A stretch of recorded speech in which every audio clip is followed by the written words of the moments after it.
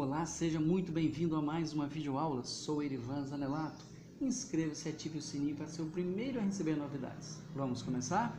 Nesta aula vamos resolver a questão 21, IFES 2019. Leia as afirmações a seguir. Aqui ele vai me dar uma série de afirmativas e quer saber qual que é verdadeira e qual que é falsa. Bom, e nós vamos querer exatamente saber a quantidade de falsas. Então tudo ele está relacionando a diretamente proporcional e inversamente proporcional. Então, primeira coisa, vamos fazer uma revisão.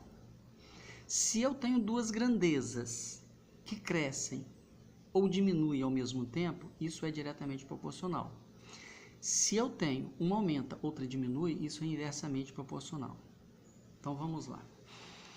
Bom, grandeza é tudo aquilo que a gente consegue medir. Sua idade, seu tamanho, o dinheiro que você tem. Então, tudo que você conseguir botar um número em uma unidade, isso é uma grandeza. Vamos pegar como exemplo aqui pãozinho. A quantidade de pães que eu compro. Então, quanto mais eu pego pão, mais eu vou pagar. Ou, quanto menos pães eu pegar, menos eu pago. Então, se aqui aumenta, aqui aumenta. Se aqui diminui, aqui diminui. Então, a gente fala que isso aqui é diretamente proporcional. Se eu fizer a divisão entre esses valores e sempre der a mesma proporção, sempre der o mesmo valor. Aí eu vou explicar isso detalhado aqui. Grandeza inversamente proporcional. Eu vou pegar como exemplo aqui a velocidade e o tempo. Nós vamos fazer uma viagem. Se eu aumentar a velocidade do carro, o que acontece com o tempo? Diminui. Então, quanto mais veloz, menos tempo eu gasto nessa viagem. Então, enquanto uma grandeza está aumentando, ou está diminuindo. Se eu aumentar o tempo para fazer essa viagem, logicamente eu vou ter que diminuir essa velocidade. Ir a 10 e de jegue, Então, se esse aumenta, esse diminui. Então, vamos lá. Bom, tendo essa noção, vamos partir para o abraço aqui. Primeiro item. O perímetro P de um quadrado de lado L é diretamente proporcional a L. Então, ele está dizendo que o perímetro é diretamente proporcional ao lado. Então, vamos lá. Se eu tenho um quadrado, lado L, o que é perímetro? É 4L, porque perímetro é a soma dos lados. Então, somando os 4L, 4L. Ora, se eu aumentar o lado, o que acontece com o perímetro? Também aumenta. Então, se for, é diretamente proporcional. Lembra que isso aqui não me garante se é diretamente proporcional. Isso aqui pode ser diretamente proporcional porque as duas grandezas estão crescendo ao mesmo tempo. Então, pode ser que isso seja diretamente proporcional, porque as duas grandezas estão crescendo. Para ter certeza, eu tenho que fazer a conta. Supondo que o lado é 1, 4 vezes 1, 4. 4 vezes 2, 8. Bom, se for diretamente proporcional, eu tenho que dividir. Então, 4 dividido por 1, 4. 8 dividido por 2, 4. Deu o mesmo valor, então isso me garante que são diretamente proporcional. Então, o primeiro item é verdadeiro. Item 2. A área de um quadrado de lado L é diretamente proporcional ao seu lado. Então, ele está relacionando agora a área e o lado desse quadrado. Vamos ver se eles são proporcionais. Eu tenho um quadrado de lado L. Como que a gente calcula a sua área? Lado vezes lado. L ao quadrado.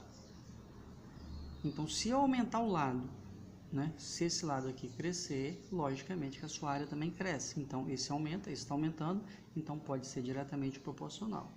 Para saber se são, eu tenho que fazer a conta. Lado 1, 1 ao quadrado, 1.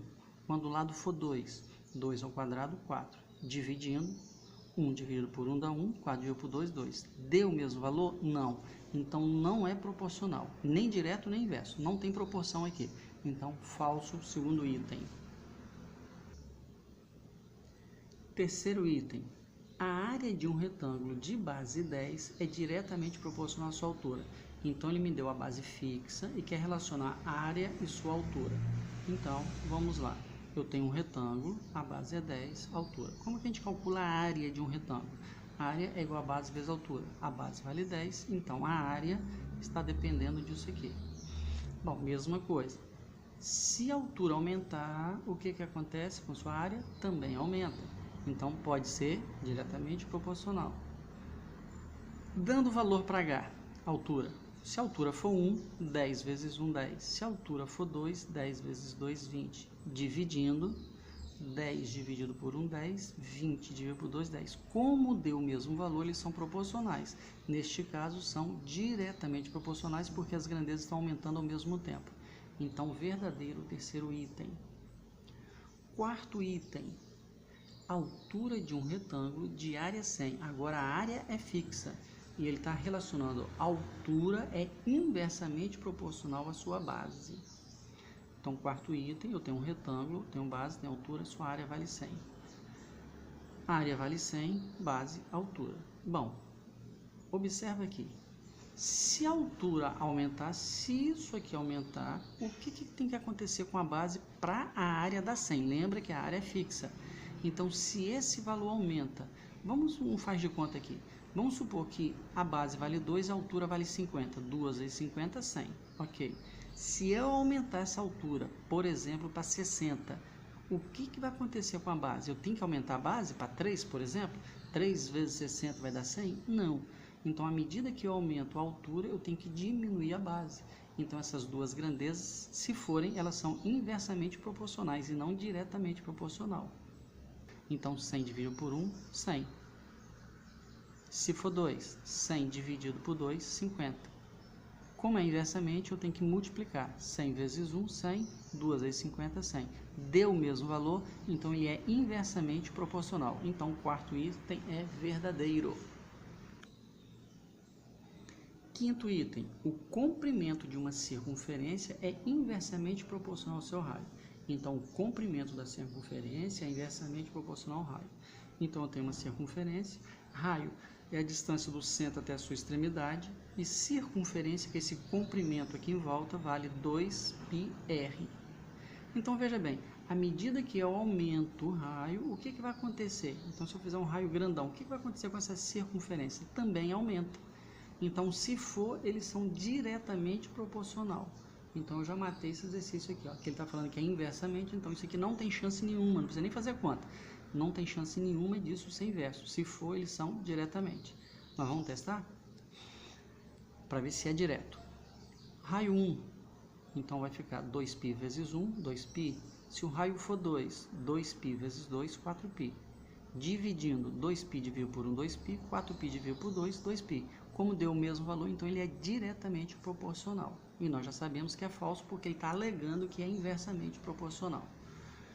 Sexto item. A área de um círculo é diretamente proporcional ao quadrado do seu raio. Ó, quadrado do seu raio. Primeiramente, nós vamos fazer, só para brincar, que é proporcional ao raio e não ao quadrado, hein? Então, cuidado aqui. Primeiro nós vamos brincar. Então, vamos lá.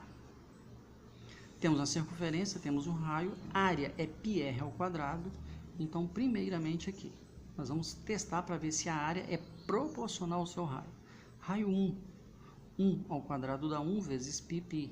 Se o raio for 2, 2 ao quadrado 4, 4 vezes π, 4π. Se for diretamente, eu tenho que dividir.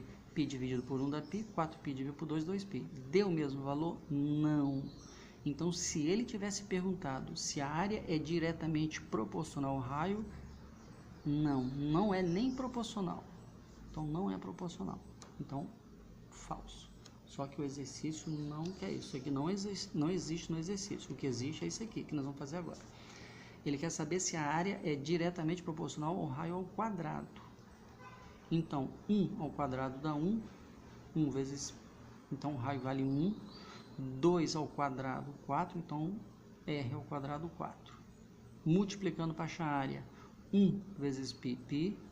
4 vezes π, 4π. Bom, se for diretamente proporcional, tem que dividir. Π dividido por 1π, 4π dividido por 4π. Como deu o mesmo valor e as grandezas crescem juntas, né? Então, isso é diretamente proporcional, então é verdadeiro. E o exercício quer saber quantos exercícios são falsos, quantos itens são falsos. Item falso só existe esses dois aqui, ó. Então, esses dois itens são falsos. Lembrando que esse que eu estou tampando com a caneta, fui eu que inventei aqui, só para a gente brincar aí.